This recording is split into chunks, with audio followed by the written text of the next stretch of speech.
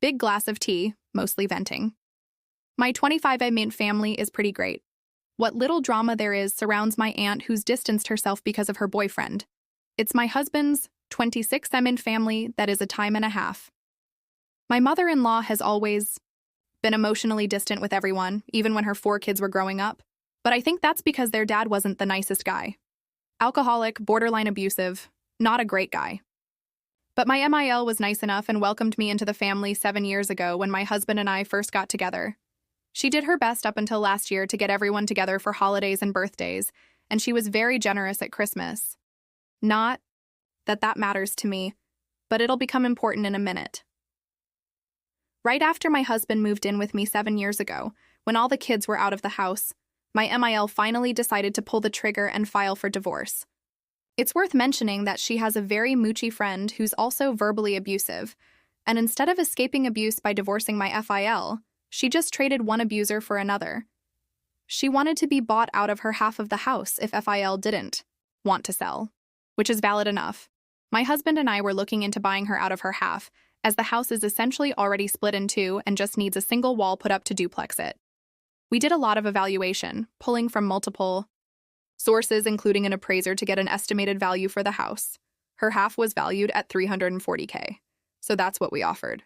A generous amount considering we knew it was going to need a new roof and 2 porches redone in the next 10 years.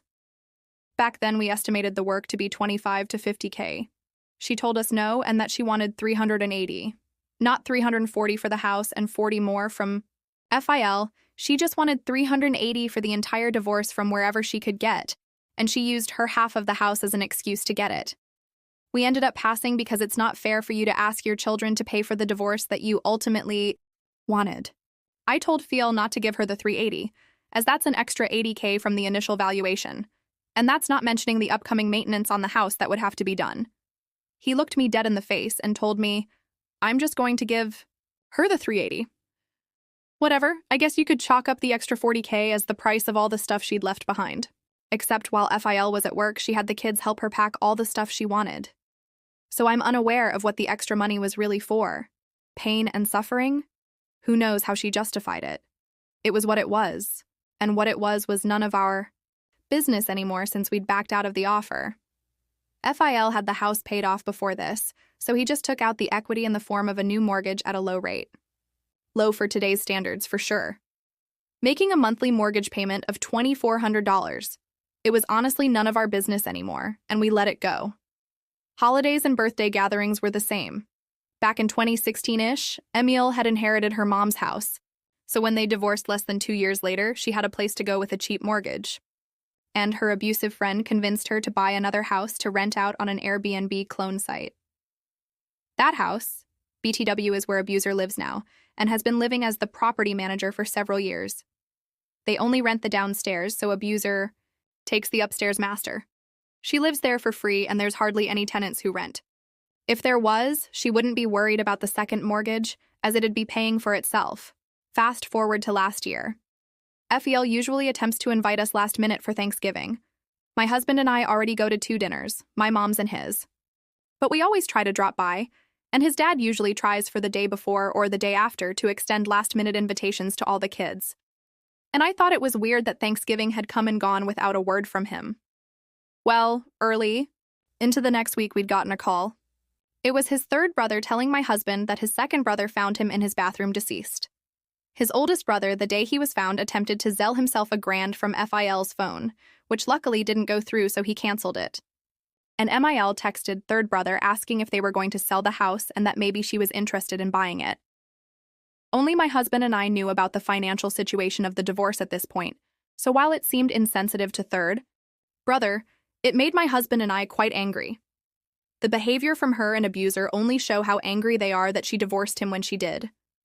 Because if they'd stayed together another 5-6 years, she would have been the sole beneficiary of his estate, since he didn't have an official will. Mill was attempting to come onto the property to get more of her things from the divorce 6 years prior.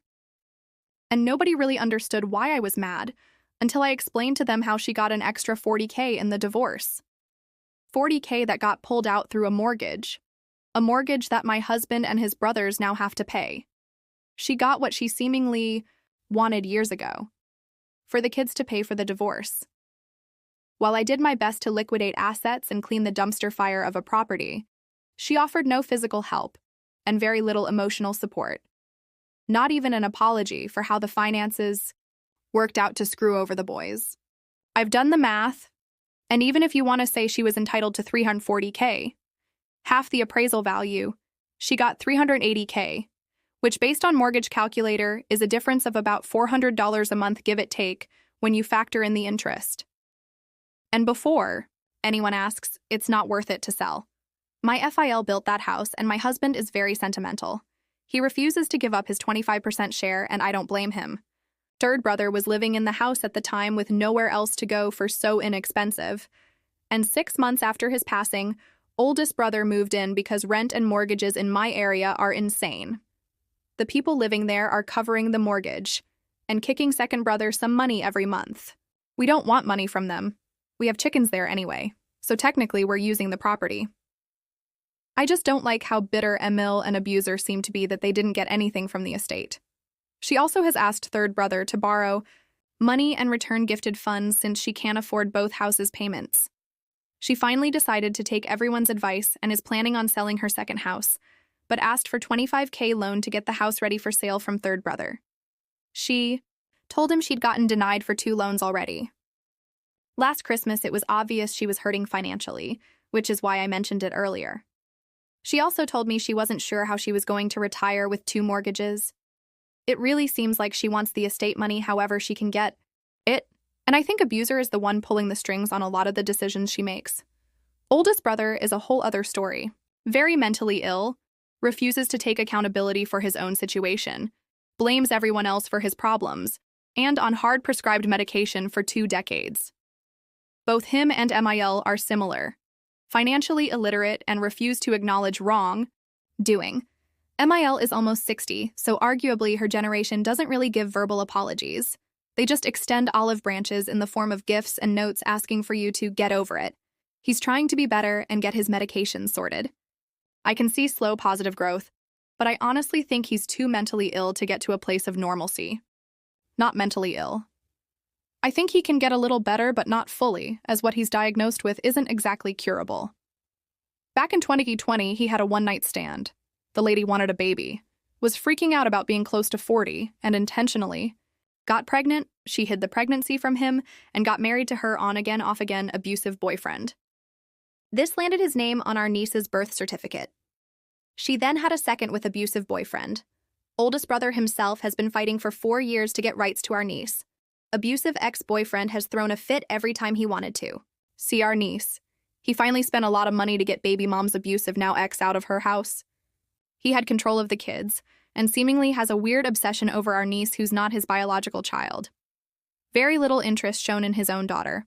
I'm not sure what older brother is so angry at Mil this time for, but their relationship has been like this off and on for a long time because neither of them can accept responsibility and grow up. Now Mil is complaining that she's only seen our niece, her granddaughter, 4 times since she was born. Oldest brother doesn't want to see her because they've been in this long fight. I told him that they both pick at each other, and they need to accept that that's how one another is, and not enough positive change will come from either of them to make their mother-son relationship work in the future. To just set it aside for holidays and birthdays, remain cordial for everyone else's sake, but keep your distance. Even to let my husband and I take our niece to see Mil. I don't believe for a second that anyone can get the relationship functioning again. I think they're both stubborn and refuse to let things go. I've let a lot of what my Mil has done and said go for my husband's sake, and I give both her and oldest brother a lot of leeway. That's something that I don't have faith either of them can do to tolerate each other. I'm empathetic towards both of their situations and would much rather support than pick a fight. Especially since my husband and I are doing a lot financially to support our niece, and we're hoping in the long run to get at least some guardianship, since both parents have behavioral problems and mental health issues that negatively impact their ability to be a parent. Anyway, TLDR here is my husband's family is wild, and if you need some drama to make yourself feel better going into holiday, here it is. Feel free to ask questions. Thanks. Hey everyone, I spend so much time finding these stories for you. If you enjoy the content, Please hit that subscribe button. It means the world and help this channel going strong. Let's grow together.